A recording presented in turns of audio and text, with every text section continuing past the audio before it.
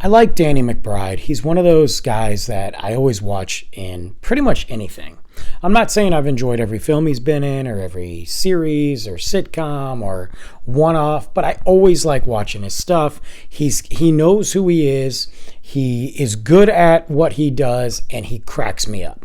So when Arizona popped up on Hulu and Netflix, it is a 2018 film that looks at the 2009 housing crisis.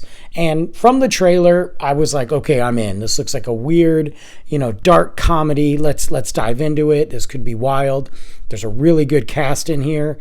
And I have to tell you, I was pleasantly surprised.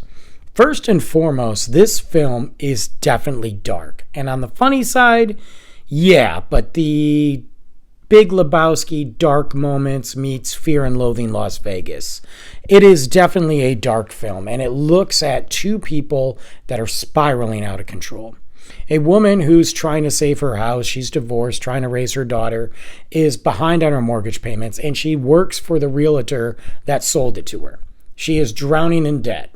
And when she witnesses a murder, she encounters somebody, played by Danny McBride, a character named Sonny, who is also spiraling out of control.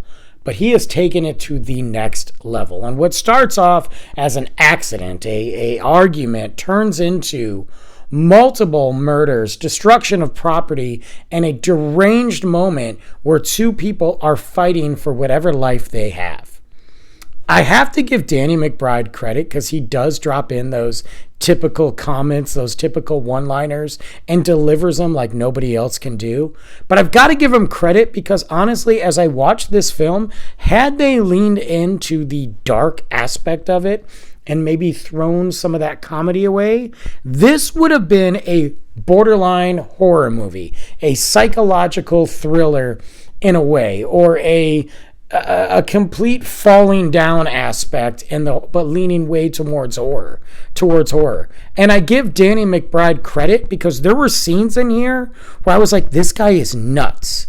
This guy is certifiable. He is falling off the deep end, and you're never ever going to get away from him. Like, there were some really good chase moments, some moments that they built up the suspense and then just to kind of take it away with a little bit of comedy. I enjoyed this film. Look, it caught me at the right time. If you haven't seen it, check it out. I think Danny McBride could lean into the horror aspect. I don't know. Call me crazy. I want to hear what you think.